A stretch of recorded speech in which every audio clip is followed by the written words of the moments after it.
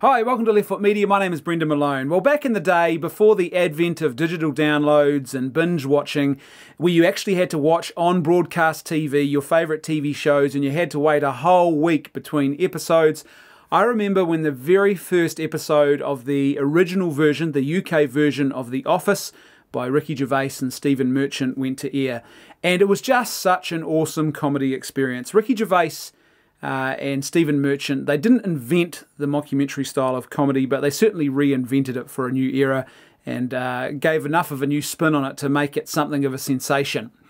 Then came the announcement that there was going to be an American version of The Office, and I remember hearing this announcement and thinking to myself, why? And then I thought to myself, how is this actually going to work? It's not uncommon to hear about TV series out of Europe being reinvented or re-established and with a new American cast and rewritten for an American audience. However, the one area where I think there's most risk is comedy shows that come from outside of America, because the European, particularly the English, and the American comedy sensibility is quite different, or at times can be quite different. And I remember thinking to myself, how is this actually going to work? How is this going to play out? And then came the very first series of the American version of The Office. And I remember watching it with my wife, and the first couple of episodes, they pretty much stuck to the exact same script, the exact same concepts as the original episodes of The Office. And I thought to myself, is this just going to be a repeat of what we've already seen, except this time we're going to have an American cast? But then by the end of the first season, it was only a short season, by the end of that first season, they'd actually started to branch away a bit from the English version, and there were signs of hope. And then the second season, the American Office really came into its own. And the American Office became this, and rightly so, a sensation, and I think a really excellent comedy series. It went on for a full 9 seasons, and it did things, I think, that were better than the UK version. Now, the final seasons of the American Office were not as strong, because once Steve Carell, the character of Michael Scott, disappeared from the series, it wasn't quite as strong. And what they started to do was, instead of trying to develop the existing characters in new directions, what they did is they started falling back on formulas. And it wasn't just the loss of Michael Scott, but it was also the resolution of the character arcs between Pam and Jim, their romance and then subsequent marriage and having kids. And so with those two things sort of resolved or gone, then instead of actually looking for new ways to take the series or perhaps quickly wrap things up, they instead started to fall back on formulas with the characters who were left behind. And you had new attempts at different romances. You had the replacement of the boss in The Office becoming a regular feature, a regular piece of shtick in The Office. And it just wasn't quite as good. And so it wasn't as strong, but it was still good. There's still lots to enjoy in those final seasons. And as a series, I think, as I said, it did things better than the UK version of The Office. I felt that the UK version of The Office was often very cynical and very dark in tone.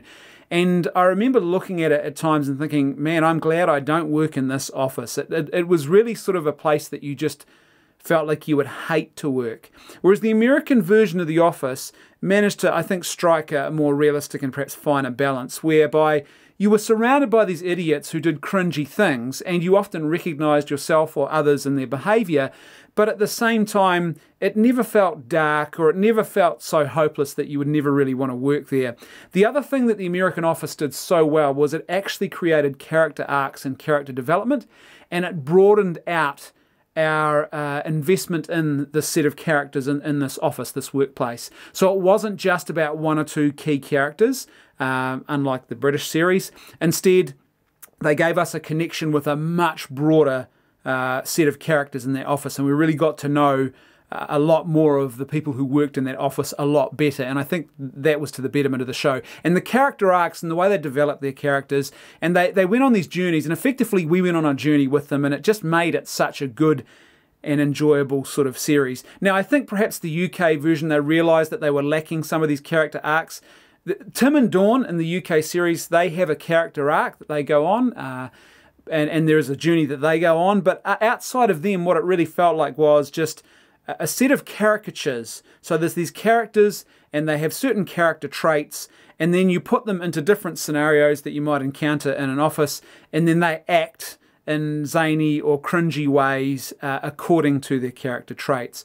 Whereas the American Office, it was more about the journey, and then you would put these scenarios into the journey, and I think that was better. Now, I think the UK version of The Office, perhaps towards the end of it, maybe they recognised they needed to try and wrap things up, and so there is a bit of almost like a character arc for David Brent, Ricky Gervais's character, the boss, in the UK series. In that final Christmas special, you sort of sense that there has been some maturity to him as a character, but then when they come back subsequently for the David Brent movie, then in recent years, that's all gone there. It's effectively, he's almost back to square one and undid a lot of that. So there was no real character journey or character arcs, as I said, apart from Tim and Dawn in that first series. However, late last year, there was an announcement that was made that NBC is now looking at green-lighting season 10, a new season of The American Office. And I'm not convinced that this is actually going to be a good idea. I'm not convinced that they are going to be able to bring back something that has the same enjoyment factor, the same investment factor, or there's going to be anywhere near as good as what those previous seasons of The American Office were. First of all, there's a couple of reasons why I think this. Number one is there is a lot more thought and speech policing that goes on today, particularly in the area of comedy and media and entertainment, than what we've ever seen before. And so a lot of the jokes and the humour in that American version of The Office, they really relied on the fact that the writers had the freedom to actually make jokes that today, quite conceivably, a lot of people in the offence and outrage brigade would get really upset by, and the Twitterati would take to Twitter and demand boycotts and the show be shut down, and there'd be words like patriarchy and privilege and misogyny and cultural appropriation thrown around left, right and centre. And I think the outrage machine would just go into high gear. And I think the networks know this. And I think, particularly with big mainstream media networks, they've been captured a lot more by perhaps what you might call the newspeak or the new thought, and this overarching and oversensitivity about what you can and cannot say. And I think that would be really detrimental to what The Office was. The Office actually really relished in that freedom of being able to tell jokes that, as I said, probably wouldn't pass muster today, and I'm not convinced that that's a good thing. And by the way, these jokes, it's not that they were racist or bad or offensive or anything like that. It was just that some people would be offended by them, and we live in a culture where you go out of your way, particularly certain groups of people, you're not supposed to offend them because apparently hurting people's feelings is a really bad thing now. And I think this will have an impact on The Office. The other thing I worry about is the fact that there's no doubt that despite the fact that it had a very long run and a relatively successful run as a comedy series over 9 seasons, there's no doubt that season 9 of The Office, the American version, was the weakest season out of any of them. And in fact, rewatching it again recently, season 9 almost felt like a slow motion car crash. It was just like this thing had lost steam.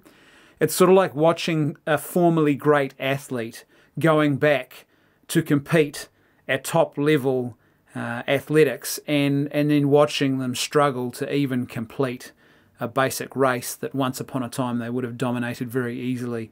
And it just, it petered out basically. And I think even the final couple of episodes, the finale in fact felt quite lazy. The finale was there was meant to be a gap between the final episode and the finale, the closing finale of The Office. There was meant to be a gap of some months between those two things. But really it didn't feel like there was any gap at all. There was no indication in the appearance of the characters, apart from Michael Scott, who they brought back, but apart from him, there was no indication in the appearance of the characters that any time had really passed at all. And I thought that was a bit sloppy and lazy, not even change of hairstyle or adding a moustache here or there or anything like that. It just literally felt like they'd gone from one day to the next.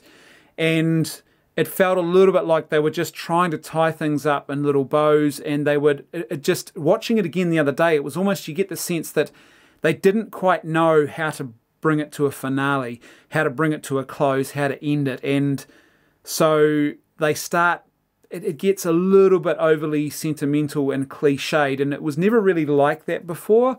There were moments of genuine sentiment that flowed out of real experiences and real things that the characters engaged in, but this sort of more felt like almost like a Hallmark greeting card. So, you're leaving the office. Let me tell you some nice generic things about you and your time here. And it sort of felt like that was the closure. And it just felt a little bit like they didn't know how to finish it. It also felt a little bit like it became almost too introspective with the whole documentary within a mockumentary. And there were just things maybe got a little bit too meta for its own good. And as I said, as a result, it just didn't finish strongly, I don't think at all. I mean, it had a closure of sorts, but I don't think it finished strongly. And I think to me that was a really good sign that it was time to wrap things up and walk away. I'm not convinced that there is anything new here that you can mine out of this series. They've already indicated, the news that's come out is that if this new series is greenlit, then they will be back in the same paper company, Dunder Mifflin, back at Scranton branch. They are going to be putting a new boss in place, and so you can already imagine what's going to happen. They are going to be rehashing formulaic comedy here. Formulas that worked because they weren't actually formulas in the original series. They were genuine sort of character developments and journeys and new moments within the series that we all sort of journeyed with them on. They are going to become formulas, and they're just going to fall back on those formulas. I can't see how they can do anything else. The other risk, of course, is that with a new set of characters, it's just not going to work. That same dynamic and that same chemistry is going to be lacking. Or perhaps they will try and take a new, younger group of characters and then try and apply the same character traits and mannerisms and everything else from the previous older cast onto this new generation. Hey, it's a new generation of The Office. And if they do that, I think that would be equally disastrous. I think there's lots of reasons not to make Season 10. I think, no doubt, that there are people who will tune in purely out of interest to find out, well, how are they going to do this? I'm not convinced that people will be tuned in, though, because they're really, really excited about the concept of going back and revisiting something that already felt like it had a very clear closure, and a lot of things had already been resolved that needed to be resolved. But only time will tell. I think the thing about the UK office that was so awesome about it was that it was lightning in a bottle, and it worked really, really well. And then what happened was the US version of The Office did something that is very, very rare. What they did was they took the lightning in a bottle that was the UK version of The Office, and they harnessed it, and they actually ran with it, and it worked. And not only that, but they actually managed to improve on it. Now, that is extremely rare, that you capture lightning in a bottle like that and you're able to actually improve on it and even grow it even further. But they did it. And they really did manage to do it. Like I said, the final seasons without Michael Scott, the character of Michael Scott, were some of the weaker seasons. But until Season 9, there really was still a lot of meat and substance and enjoyable comedy in there. However, that lightning in a bottle, I think that moment has now passed. We've had a lot of mockumentary-style deadpan humour since then. A lot of imitators have taken concepts from both the British and the American version of The Office and reused them and reworked them in all sorts of other different ways. And I'm not convinced that they're going to be able to make it work again here. And I think probably the warning was the David Brent movie, which wasn't really a huge hit. They went back and they revisited the UK version of The Office, and it didn't really work. It certainly wasn't memorable, so I'm not necessarily convinced that this is a good idea. But as per usual, I'd love to hear your thoughts, so please let me know in the comments section below. Do you agree? Do you disagree? Are you a fan of the original series? Do you want to see more? If they do actually greenlight this Season 10, what exactly do you think they should be doing? How should they be writing it? What sort of characters should be there? Or what sort of character development should be happening with the existing cast? Thanks for watching. If you like the content I'm making, then please support me on Patreon. There is a link in the description below and a link on screen now. See you next time on Left Foot Media.